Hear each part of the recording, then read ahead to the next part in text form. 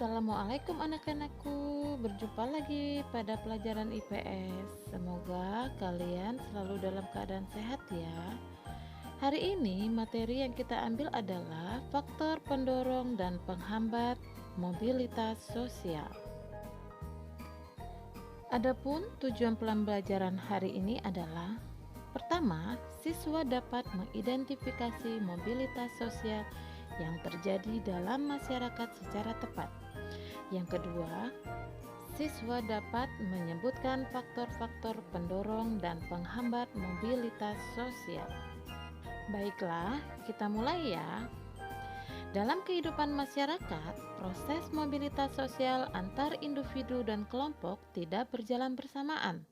Terdapat kelompok masyarakat yang mengalami proses mobilitas sosial secara cepat dan ada yang mengalami secara lambat.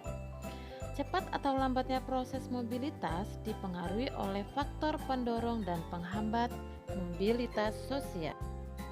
Baiklah, kita akan membahas yang pertama, yaitu faktor pendorong mobilitas sosial. Yang pertama, faktor individu. Mobilitas ini terjadi karena adanya dorongan dalam diri untuk mewujudkan cita-cita yang kuat, kemampuan belajar, dan meningkatkan kemampuan atau soft skill dapat dijadikan modal untuk melakukan mobilitas sosial.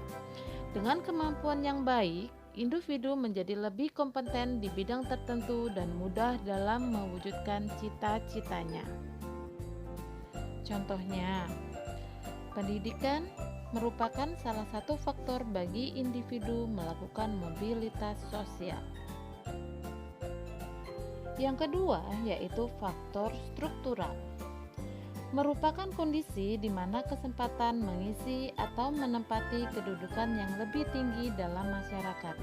Contoh, proses pemilihan kepala desa yang memiliki tugas selama 6 tahun, yang mana akan diadakan pemilihan kembali secara demokratis. Yang ketiga adalah faktor ekonomi.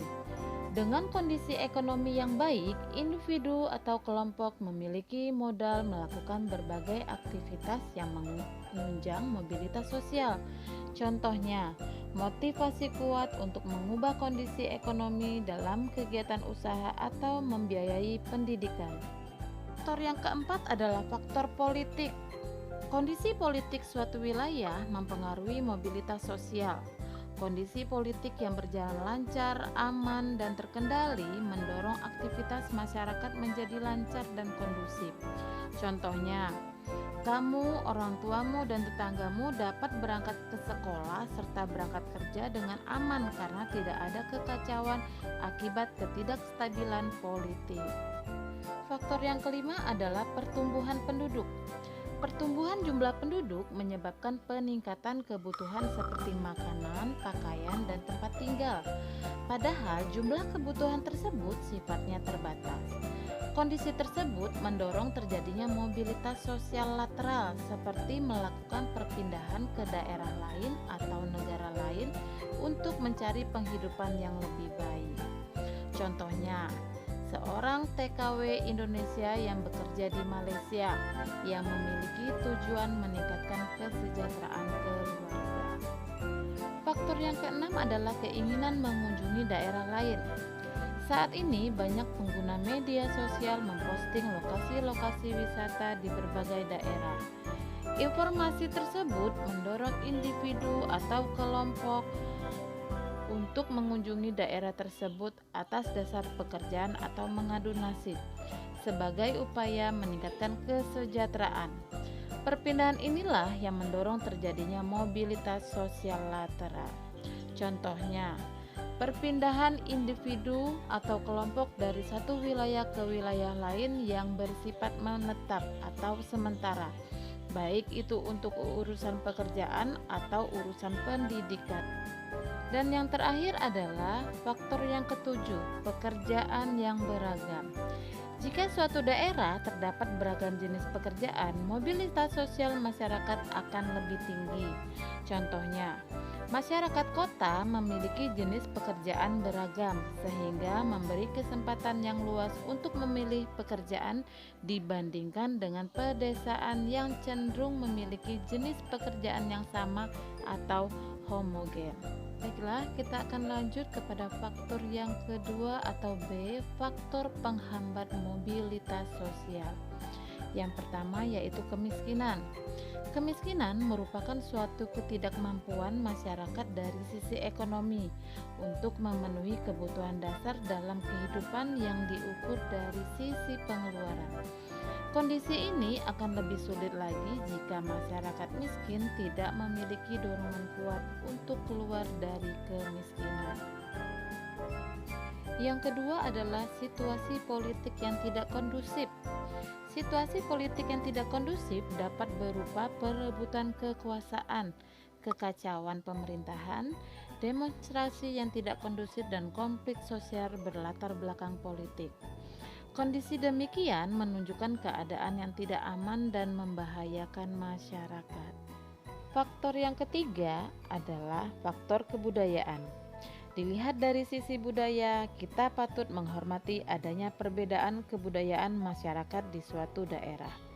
Kebudayaan dapat menghambat mobilitas sosial apabila masyarakat menganggap perubahan sebagai ancaman terhadap keberlangsungan adat istiadat. Jenis kebudayaan yang menghambat mobilitas sosial adalah kebudayaan yang cenderung tertutup terhadap pengaruh kebudayaan lain.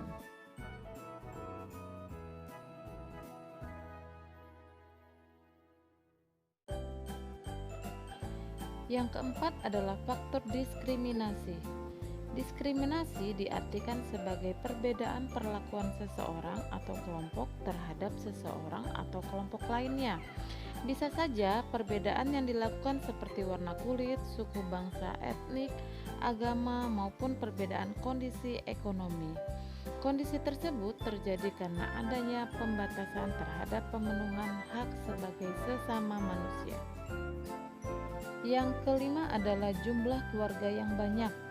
Keluarga yang memiliki banyak anggota dan didukung kondisi ekonomi yang tidak memadai dapat menghambat mobilitas sosial, di mana kecenderungan membagi materi dan imateri sehingga setiap anggota tidak mendapat perhatian dan dukungan yang sesuai untuk melakukan mobilitas sosial.